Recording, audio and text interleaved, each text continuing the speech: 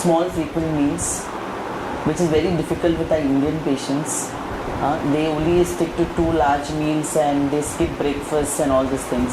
So they have to be educated and insisted on having small frequent meals. And dinner is usually large in Indian patient because daytime if they are working, they are usually on a tiffin diet, 2 chapati bhaji.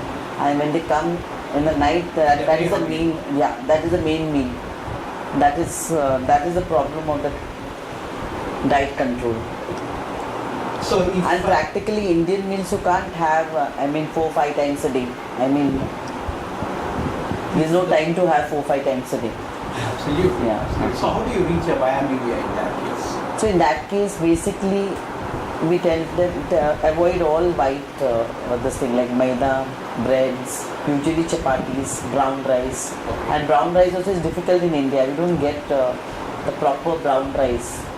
Except now that few rice which are come now, like brown dawat brown rice and all. But to get the proper brown rice in a economical range is very difficult in our Indian population.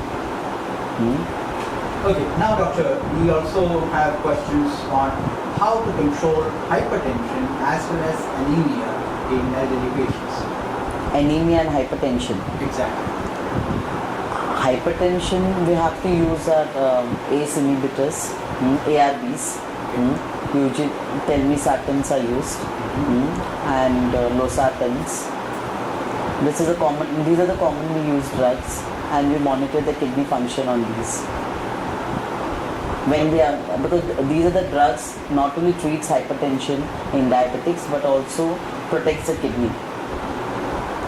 I see. And doctor, what about anemia? Anemia is not a common anemia in adults. We don't see so much of anemia, but if there is associated some B12 deficiency, then iron deficiency mostly in females, but in males we don't see so much of iron deficiency anemia. Or pure vegetarians. Our patient, many of the pure vegetarians may have B12 deficiency. And vitamin E. And vitamin E doesn't cause so much of anemia, but folic acid and B12. These are the two things. So how do you manage to make them compensate for their non-vegetarian food? Compensate for the non-vegetarian food. It's actually difficult. I know. It's only legumes and green leafy vegetables. There's nothing else. Soya people don't eat. They give B12? B12 supplements are given. Many of them have peripheral neuropathy. So we do give B12. That also is a cost. I see.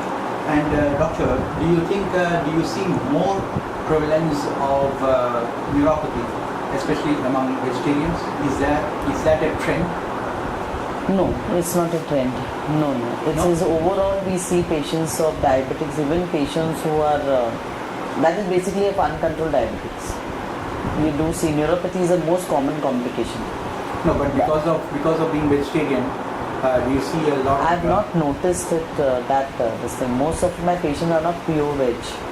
Here in Mira Road, I don't have so many of pure veg patients. Very few patients are pure veg.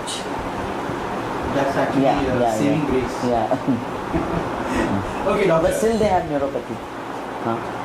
And in percentage terms, what do you think are the basic complications out of diabetes among your patients? If I ask you in percentage terms, how many percentage get cardiac problems, how many get eye problems, how many get kidney problems, and how many get peripheral problems? Cardiac problems are very common in diabetic patients. Almost 50% of them do have cardiac problems. Symptomatic or asymptomatic. That's why every year we advise them a routine ECG at least, and in really high risk patients then advise a stress test just to detect any hidden cardiac problems, because they have asymptomatic cardiac problems. Diabetics, they may not have any chest pain or anything. That is first. Second, absolutely no symptoms. 50% of the diabetic patients, because of autonomic neuropathy, don't get chest pain. Like normal person with a heart blockage may get chest pain, but diabetes may not get chest pain. So suddenly may develop into cardiac. So they have to do stress tests in high-risk patients to detect any ischemic heart disease and other Who further. are these high-risk patients? About a particular age, or is it? And a high risk means the patient is a smoker, cholesterol level is very high. So these are the patients it's better to do a stress test. Even if the routine ECG is normal and they don't have any symptoms, or there's a family history of ischemic heart, male patients. This is one. Okay. Second, patients, nephropathy is very common. So early detection is a key for prevention of this thing. So most of the patients from day one we have to check them for the microalbuminuria to prevent further complication. Third is the eye complication. That is very common. And last, peripheral neuropathy. Okay, in percentage terms, which are the highest ones? Highest ones is cardiac. Then is Cardiac. yeah. Sure. The combination is there. And elderly patients. So it depends Yes, how yes. patient is younger, then eye, then kidney, and then yeah. But do you think 50% of them do not have neuropathy? Neuropathy is common, 50%. Sure. Yeah. And what do you suggest to them? What is the kind of treatment that suggest? First is tight control of diabetes. Okay.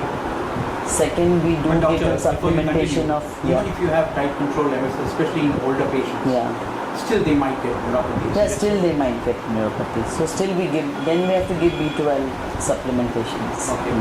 Okay. Then Control of diabetes, B12 supplementations, and most of them they have this painful neuropathy for controlling of pain.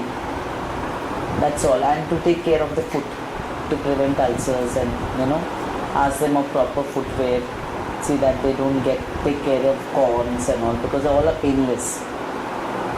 I see. Yeah. And the doctor. And they land up into foot complications if they're not taking proper care of the foot.